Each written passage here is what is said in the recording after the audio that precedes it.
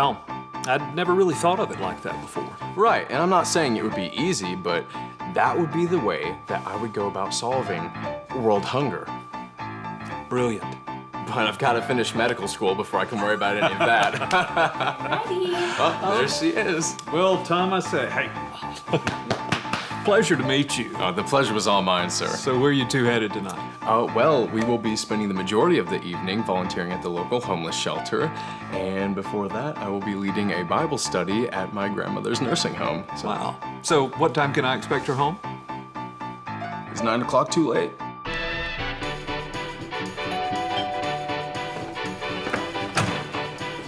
What's up, bro?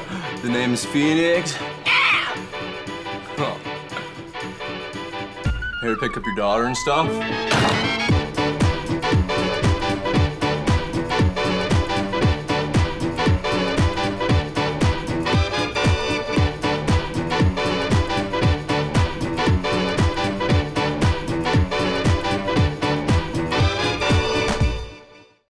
Well, good morning, everyone. Welcome to Hope Church. If this is your first time with us, my name is Jason. I'm the lead pastor on staff, and you are joining us right at the end of our series, Ideal Family. And I just have to say that the feedback I've gotten from this series has been wonderful, not because my preaching has been wonderful, but because the topic is so timely and helpful for all of us, because for all of us, there's a gap that exists between your real and your ideal family, yet this is a very critical topic because not only is the quality of your life impacted by the quality of your family relationships, but the reason why this is so important has to do with another factor. And it was several years ago, and I was in a very busy season at Hope, and I heard a quote, and I don't remember the exact way this quote was phrased. I'm going to re-paraphrase it, and it really drove home an important idea in my mind. And it was this: the most important thing you do in your life might not be something you accomplish, but someone you raise. The most important thing you do in life might not be something you accomplish, but someone you raise. And this hit me right between the eyes because it was such a busy season for me as a pastor, and I had so much going on, and I suddenly realized there's only one of me. I've been blessed with 3 kids, and what they do in their lives is far going to have more weight in this world than what I can do with my one life, and it helped me put things back in perspective. But wherever you're at with family and wherever you're at with kids, what we do matters. And today, like the last couple of weeks, we're going to talk about parenting, about raising children. And it's exhausting, and raising kids requires more patience than you have. It requires more skill than you have. It requires more wisdom than you have. It requires more time than you have. It requires more money than you have. It requires more of everything that you have, yet it is so critically important. So we spent the last several weeks trying to simplify something that we can make a little bit more complex than it needs to be. So one idea we've been coming back to through the whole series is this: there are basically 3 traits that if you can instill these in your children, they'll do all right. I mean, there are so many things we worry about with kids, like are they getting good grades and all these other things. Here's really the only 3 things we need to worry about. Social competence, in other words, can they have healthy friendships and interactions and relationships with other people? Social competence. Emotional resilience, when things don't go their way, do they fall to pieces, or can they handle it and take it in stride? They can process their emotions in a healthy way. And spiritual resilience. Whatever's happening in their life, they're convinced that they have a Father in heaven who knows their name. He made them, and He loves them, and He has a future for them. So even when things are hard, God is with them in it. They have spiritual resilience. A child who develops these 3 traits is most likely to have a fulfilled and healthy adulthood. Now, to get to these 3 traits, there's 5 areas of parenting to pay attention to. We've called them the 5 C's of parenting. Care. Care simply means you provide physically and emotionally for your children. Okay, you make sure they're fed, they're healthy, and they're loved. They know their parents love them, so make sure they have care. Consistency. 3 weeks ago, we talked about consistency. To create a consistent home, children should grow up in a home where they see that mom and dad adore God first, and they adore one another second, and the kids come third. Because in a home where God comes first, spouses come second, and kids come third, kids feel very safe and very secure because that is a very stable environment where children thrive. So we talk about having a consistent home environment. 2 weeks ago, we talked about these 2 choices and consequences, also known as discipline. Choices and consequences. Choices and consequences or boundaries are established like this. Hey, I care about you. I'm for you. I love you. I want a great future for you. Begins with empathy. And then clarity. Here's where the boundaries are exactly. There's freedom. You're free to, regard or disregard these boundaries, but consequences, here's what will happen if you choose to disregard these boundaries or if you choose to stay within the boundaries. So we talked about choices and consequences. We're going to talk about that a little more today. And last week we talked about Christ. Last week we said when God is part of your family's routine, God becomes part of your family's reality. And last week I challenged all of you to just take one step. What's one thing you can add to your routine to make God part of your family routine, to develop spiritual resilience in the hearts of your children? Now, today, we're talking about several topics, and they don't cleanly fit into one of the 5 C's, and they kind of cover all of the 5 C's at different points. In fact, what I have to say today, to be honest, it's a little bit scattered, and it might not even be much of a sermon. So if you leave today saying, well, it was interesting, but it wasn't much of a sermon, I just want you to know up front, I agree with you. It's not going to be much of a sermon today. If you want a sermon, come back next week as we're starting our brand new series, Heart of the Storm. Here's what we're doing, just in case you want to know. We're starting a 6-week series for the 6 Sundays leading up to Easter Sunday. And to do that, we're going to look at the Old Testament book of the Bible called Jonah. And the temptation that many people have today is simply to dismiss it as a fish story. Yet when you actually unpack the life of Jonah, not only do we find profound literature, more importantly, we learn the life story of a man who struggled to understand the true nature of God and how can God truly be merciful to people who do not deserve it. So if you have a friend who's wondering something like that, you don't want to miss next week because we're going to see how God's grace is deeper than the ocean. So if you want the sermon, come back next week. This week, what we're doing is I'm going to look at several principles of family and specifically of raising children. Now, these are not all original to me. These are things I've picked up along the way as a dad, things I've learned from family members, from psychologists, from books, from pastors, from trial and error. These are things I've learned along the way. None of them is a sermon all unto itself, but they're all helpful. And my goal today is not to fill up your parenting bucket. My goal today is I'm just going to pour out whatever is left in my parenting bucket, okay? The good, the bad, and the ugly.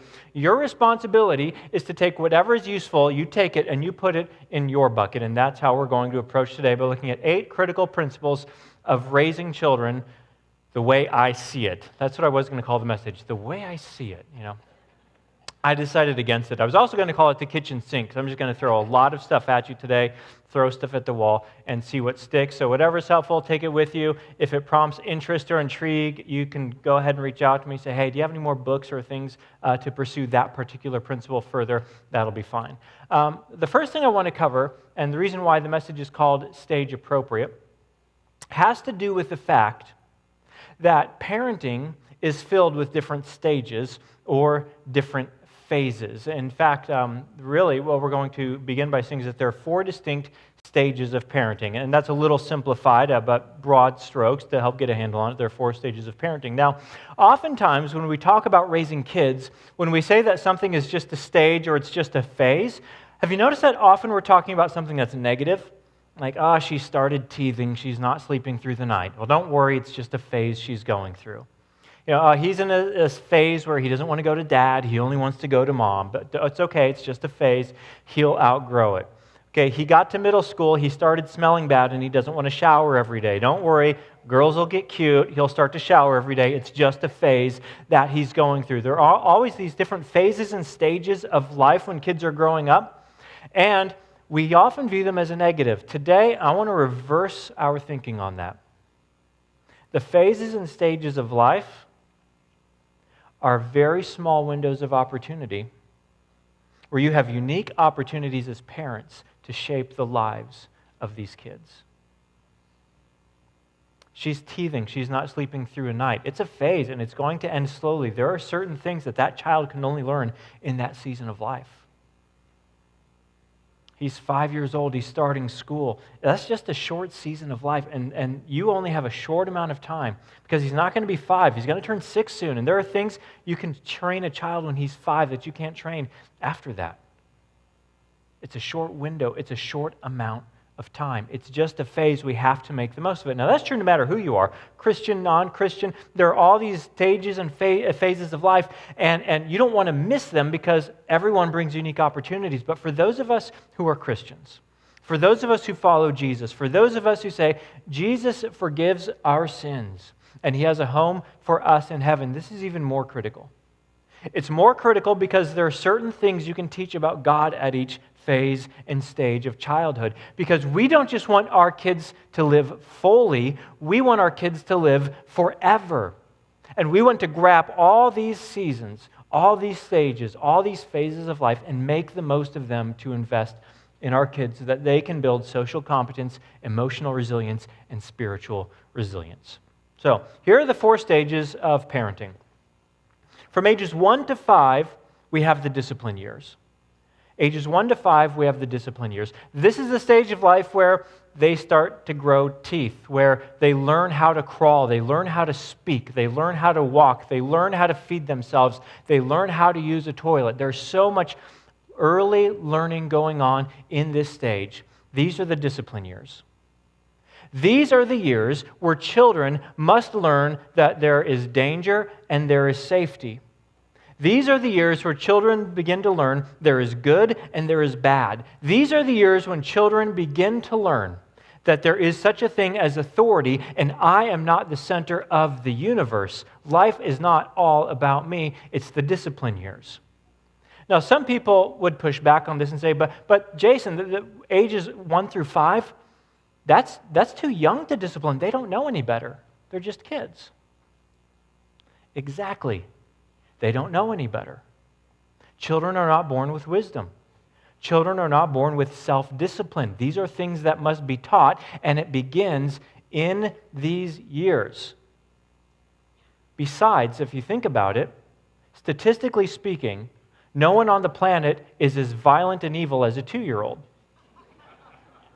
They kick, they hit, they bite, they steal property if they want it. They are driven by impulses and appetites, and when they don't get their way, they scream and have a tantrum. Can you imagine a 30-year-old like that? Some of you can say, yep, I can. And a lot of times, they're in jail. This is the window we have to teach kids that there are such a thing as boundaries in this world. 2-year-olds, 1-year-olds, 3-year-olds, they're like blind people looking for a wall in a strange room. They need to know where the boundary lies. And during this stage of life, because they're not born with wisdom, because they're not born with self-discipline, they are learning the limits of acceptable behavior in our world, in your family, and in our society. And they need to know exactly where those boundaries lie. In this, they will learn to distinguish good from evil, safe from dangerous, right from wrong, and wisdom from folly. Now, again, another reason why people push back on this is because of wrong assumptions about discipline. Perhaps because of the home you grew up in, you equate discipline with anger. Now, we covered this 2 weeks ago. If you missed 2 weeks ago, go online and watch it. Discipline is never to be done in anger. If you're angry when your kid crosses a boundary, I said 2 weeks ago, that's a you problem. You need to go deal with your anger before you deal with your child because your own emotions aren't in control yet. Discipline, when children transgress a boundary, that must be seen as a priceless opportunity. A priceless opportunity to train a child and to guide a child in the way he should go. And to capitalize on that opportunity as such because it's just a phase. When children are this age, the days are long, but the years are short. And when they transgress a boundary, get rid of the anger, get rid of the emotion. You've been given a golden opportunity to help discipline a child so they would learn self-discipline and understand where their personal boundaries are, where their behaviors and emotions are their responsibility, and where the boundary lies, where behaviors and emotions are someone else's responsibility. That's what healthy adults know how to do. Those are the discipline years. The training years start around the age 5 and go up into middle school. Training years, this is where children are learning things like math and reading and how to shake someone's hand and look them in the eye and how to do chores and how to be a productive member of society. This is where the focus is. Not that discipline goes away completely, but a parent who's properly disciplined can now get involved and turn the attention to training the child as to how to live a life that is healthy, has boundaries, and honors God first. These are the training years. Then, around age middle school through high school, these are the coaching years. The ages when kids go through puberty and learn how to drive and people start becoming attractive, coaching years. This is where parents take more of a step back and let children make more of their own decisions and experience consequences when you make certain decisions. You're now moving into more of a consultant and coaching role because they are already starting to detach. Somewhere in these years, there is a morning where a child wakes up and realizes her parents are morons, okay? That just happens. There's two mistakes people make. I'll get to them in a second. Then the friendship years come at the end. After they're 18, this is where friendship begins. And friendship with your children looks different at age 20 than it does at age 30. It matures. But there's something special about your adult children wanting to be at your house for Thanksgiving. That's something that should always be one of the goals of raising children, that when they are this age, they like you. Now, two mistakes parents make. The first one is they try and put the friendship years somewhere up here. You should not be friends with your 3-year-old. I don't mean don't be friendly. Of course you're friendly. Of course you're empathetic. Of course you're nurturing. But you're not friends with your child. You're not friends with your middle schooler. You're not there to be friends with your high schooler. You're there to parent your children. And if you parent properly through these years, it increases the odds of having adult healthy friendships after they leave the house. The second mistake parents make is when they skip discipline in these years, they try and make up for it in these years. Now, I'm not saying if you missed these years, don't discipline here at all. What I'm saying is this is what increases the odds of driving the relationship apart. If you skip it here and all of a sudden overcompensate for it here, odds are highest. This is where you see parents driving their kids away because they're trying to drop the hammer. This is how God designed it, that we would start by giving discipline, in other words, establishing where the boundaries are, training, coaching, and then let the parent-child friendship blossom after you've gone through these seasons. This is why the book of Proverbs says, train a child up or start a child up in the way he should go, and when they are old, they will not turn from it. This is how you start them on the right path. Is this hard? Yes. Is it exhausting? Yes. But the goal is keeping an eye on what comes later, and what comes later lasts longer than the discipline, training, and coaching years last. So, principle number 1, act your stage. Know which stage you are at in parenting and act appropriately, think appropriately, approach it with that in mind, act your stage. Principle number 2, I told you it's going to be a little random today. Choose your boundaries. Choose your boundaries. A couple weeks ago, after we talked about establishing boundaries with kids, I was talking with one of the guys on the teardown crew afterwards, and then he's right in the thick of it with the discipline and training years, and he said, so how do you even figure out what the boundaries are? Because raising these kids and having a couple of boys, they can outthink of it. If you set a rule, they will out-imagine a way to break the rule, and then they will argue like lawyers as to why they didn't actually break the rule. Well, Dad, you said I can't wear muddy shoes on the carpet. These are boots. Right? They will just come up with every kind of loophole, and you will wear yourself out trying to make a rule for every possible naughty thing a child could do. It's like guards and inmates. The inmates have nothing to do but think, okay? The guards, they have jobs and families and everything else. So they will outthink. So it's critical to understand, well, where are the boundaries in our family? Keep the rules to as few as possible, but just establish the correct boundaries. Now, originally, here's what I was going to call this principle. I was going to call it, thou shalt not lie. In our family, we decided early on, this is the worst thing you can do in our family. And here's the reason why we decided this is the worst thing you can do. We can work through just about anything. You get bad grades, you're irresponsible, you stole something and got caught. We can work through just about everything unless we're not telling each other the truth. because if we can't trust each other, there's no relationship there. Lying destroys relationships, and if we don't have relationship, we can't figure anything out. So we just decided with our boys early on, Kathy and I, we have 3 boys, we don't have any girls. Someone said, Jason, how come you never talk about your girls? I only have one, she's my wife. And I have to be careful with those rules and boundaries. So we decided for our boys, thou shalt not tell a lie.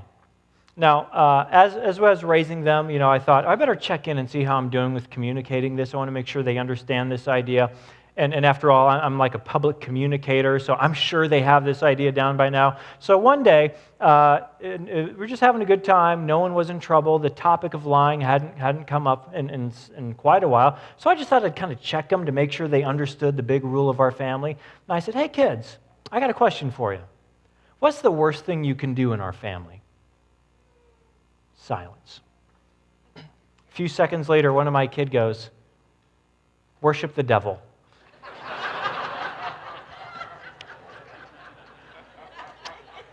Okay, kids, there are 2 worst things you can do in our family.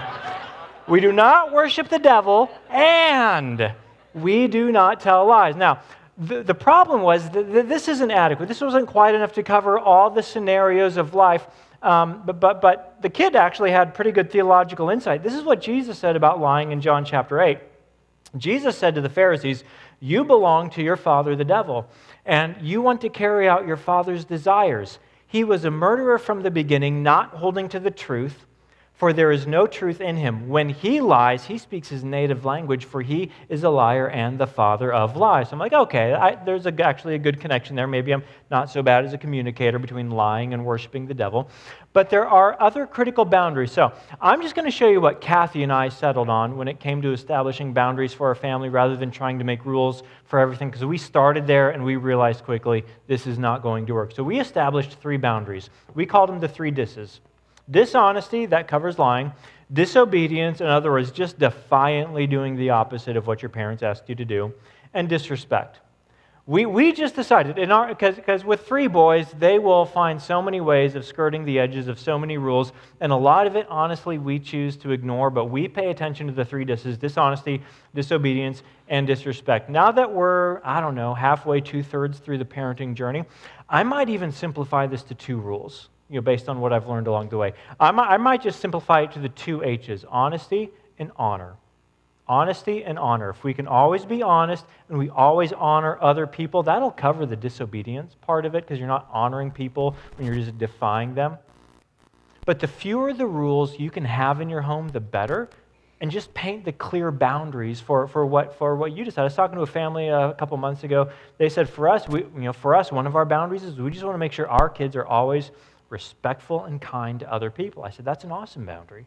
But they established it, and it was clear in their kids' minds growing up. So the second principle to understand and unpack as you're raising kids is pick your boundaries. Choose your boundaries for your home and be clear and consistent about your boundaries. Principle number 3, don't let your children behave in a way that makes you dislike them. Don't let your children behave in a way that makes you dislike them. Here's why. One of the roles of a parent is to be a proxy for the outside world. And if you allow your children to repeat behaviors that makes you not like them, guess what that will do in their peer group? Guess what that will do someday when they have coworkers? Guess what that will do when they have a boss someday? It will make their peers, their friends, their coworkers, and their bosses not like them. You're eroding their social competence if you allow them to behave in ways that makes you dislike them. Okay? Here's what the book of Proverbs says. A foolish son brings grief to his father and bitterness to the mother who bore him. You know when your children bring you grief. You know when they bring bitterness. Don't allow your children to behave in ways that make you dislike them. Now, discerning parents understand this starts at a very young age. And it starts when children cry. Research has discovered that the majority of times when young children cry, they're doing it because they're angry, not because they're sad or frightened. What they did is they looked at facial muscles that were exercised when children cry, and they observed them. And the greatest majority of the time when children cry, they're crying because they're angry, and it's an act of defiance so that they can force you to do their will. Now, if you pay attention, parents know, you can hear the different cries your children make. Don't let them behave in ways that make you dislike them, because that will erode their social competence. All right, that's principle 3. Principle 4, don't bail, let them fail. Don't bail, let them fail.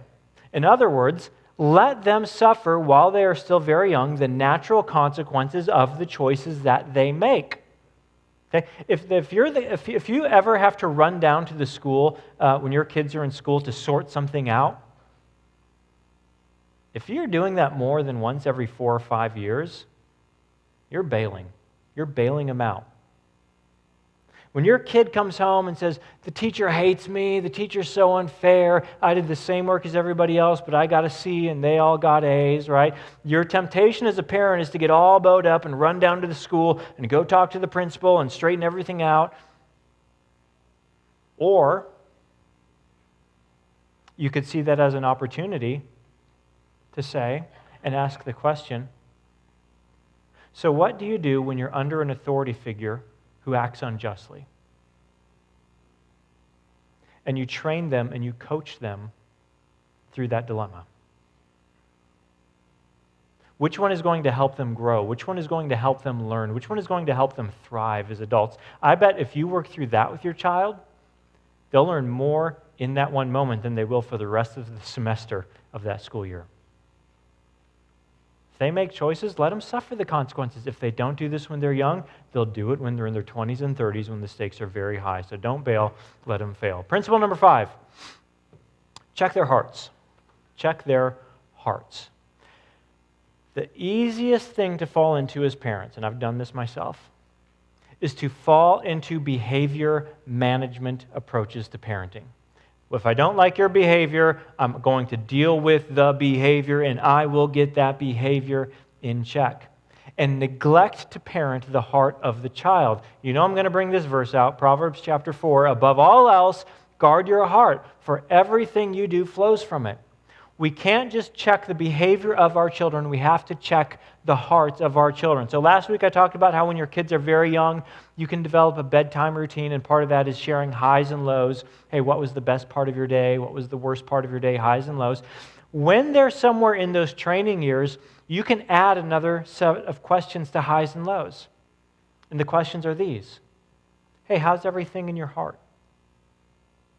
How's everything in your heart? Did anybody hurt your feelings today? Are you mad at anyone? Is there anything you're worried about? Ask them questions about their heart. And here's why that's so powerful. Not only are you able to draw out the emotions that are in their hearts so they can process them, you are training them on how to process their own emotions when they enter adulthood. We live in a generation where people use more antidepressants than ever before, and the numbers are climbing each and every year. We are weak in the skill of checking our own hearts, of learning how to process our own emotions.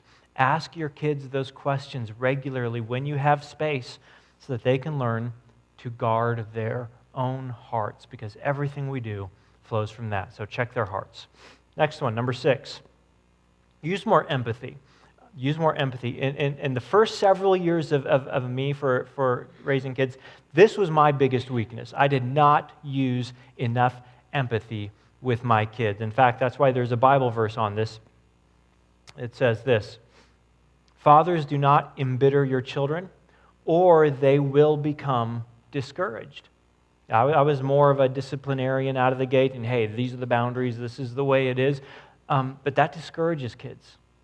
And it's closing off the relationship. It's damaging the relationship when we embitter our children. The solution to that is to use more empathy. Here are some examples of what empathy looks like. Number 1, label your child's feelings.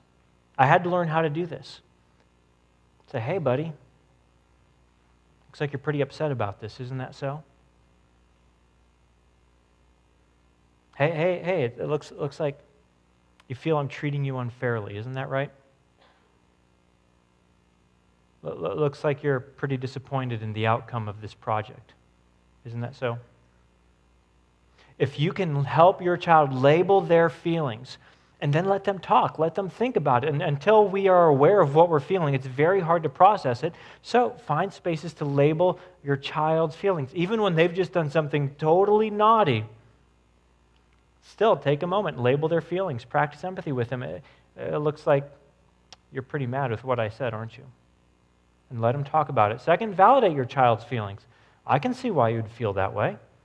What this does is it teaches them that it's okay to have emotions. We just want to bring them out and process them. So validate what it is that they are feeling. Now, the next one, when it comes to empathy, I learned this from my brother-in-law. It is so wise. When he had kids, they had their kids when I was in my early 20s, so I'd babysit my nephews, and he was so good at this. When the kids were being naughty, or they're messing up, and I was in the room, I could see them being naughty because they're little kids. He would say something like this, "Oh no!"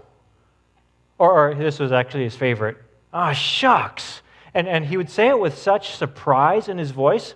I could watch the kids being naughty, and then he would say that. I'd look over like, "What's going on? Oh no, what happened?" He was saying it to them because when they chose to violate the boundaries, rather than getting upset, he would practice empathy right out of the gate. Oh no, you crossed the boundary? Ah, shucks. That means you're going to have to go to timeout. And here's why that's brilliant. Rather than a child thinking their biggest problem is an angry parent, the child sees that the parent is for me and my biggest problem is my behavior. So, when children are crossing boundaries, use empathy, use surprise, ah, shucks, oh no, and it will instantly bring you into a relationship as allies addressing the problem together of their crossing of the boundary. Also, this idea, rejection and acceptance, these are the most powerful forces that shape us as human beings. Rejection and acceptance. Who you are today has been shaped in large part by your feelings of rejection and acceptance. You can remember the teacher or the parent or the coach who said you're no good to this very day. You can remember the kids who made fun of you in high school to this very day. You also remember the feeling of people who welcomed you in, who praised you, who accepted you. In fact, you might not remember anything your parents said, and of all the times they lectured you, now never forget. You probably forgot all of it, but what you never forget is how they made you feel. And when you practice empathy with your kids, what they feel is acceptance. And my parents love me, and my parents are for me, and that strengthens the relationship even when they cross the boundaries, and that increases the odds of our final goal of friendship as adults. So remember the importance of rejection and friendship in your approach to them. Principle number 7. We're almost done here. Principle number 7. Don't freak out. Okay? Don't freak out. Either for the positive or the negative, don't freak out. So if they come and they say, we're at a party and the police showed up. Okay, I know what you're thinking inside in your heart. Inside you can have a freak out. That's fine. But outside, poker face. You know why? Because if you have no reaction, they don't know they should stop talking. They'll just keep talking if you stay cool. So just be calm. Don't let your emotions get the better of you. Don't freak out. When they come home with great news, don't freak out then either. Just give affirmation, give praise, but keep your cool. Unless you're expressing surprise when they're naughty, then you can oh no and freak out. Okay. But other than that, don't freak out. And here's our last principle today, and it's the biggest one. The job of a parent is to be an ambassador. The job of a parent is to be an ambassador. What's an ambassador? Someone who represents someone else's interest. They do not bring their own message, but the message of someone else. They are representing someone else. They are a proxy. Now, this is not our default understanding of parenting. Most of us as parents think that this is our job. We're an owner. We're an owner. Say, whose kids are these? These are my kids. Hey, have you met my kids yet? These are my kids. Now, there's nothing wrong with saying that, but a parent who thinks like an owner is thinking, I want something for my kids, and I want something from my kids. I want something for my kids, and I want something from your kids. And of course, there's things you want for your kids. You want them to get good grades. You want them to be healthy. You want them to do well in life. There are things you want for your kids, and those aren't bad things. You love your kids, so I'm assuming everything you want for your kid is a good thing. The problem comes when we transgress a very almost invisible line and think what I want for them is the most important thing. The problem is, your kids, they're technically not your kids. Look at what the psalm says. Psalm 127, children are a heritage from the Lord, offspring a reward from Him. See, we don't think this way. You know who understands this very well? Couples who struggle with infertility understand this exceptionally well.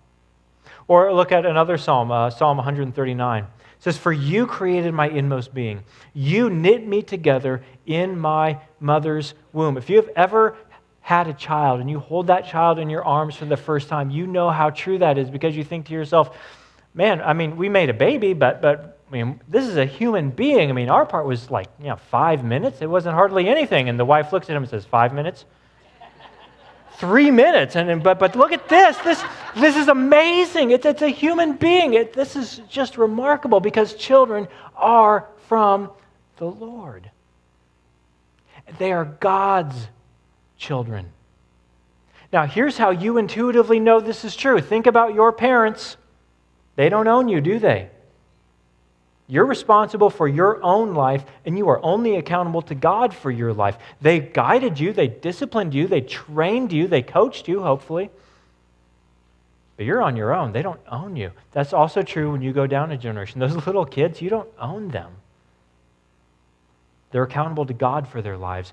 They've been entrusted to your care for these critical years that are passing quickly. So, here's the idea. Children are created by God and for God. They're created by God and they're created for His glory, and you've been entrusted with this amazing privilege to raise them. So, principle number 8 says this: the job of a parent is to be an ambassador, to represent your Father in heaven to them. That He is holy, that He is good, that He is merciful, that He loves them, that He has forgiven them, that Jesus is their best friend and will be forever, and their purpose in life is to glorify God and enjoy Him forever. That you are God's child, and your purpose is to love Him and love your neighbor as yourself and represent the will of our Father in heaven. You're an ambassador. So represent your Heavenly Father well. That's it. That's all I know about raising kids. Maybe in 10 years I'll know more. But I don't know what was helpful for you here. I hope something was, but perhaps the most important thing you do isn't something you accomplish. Perhaps it's someone you will raise. May God give all of us the wisdom to guide these children He's entrusted to us for His glory and the good of an entire generation. Let's pray. Father, thank You that we have Your wisdom as we open the Scriptures, because we need it when it comes to family and especially when it comes to parenting. I ask that whatever was helpful today, that everyone will figure out how to apply this in their home, that they'll have the love and the patience to do that.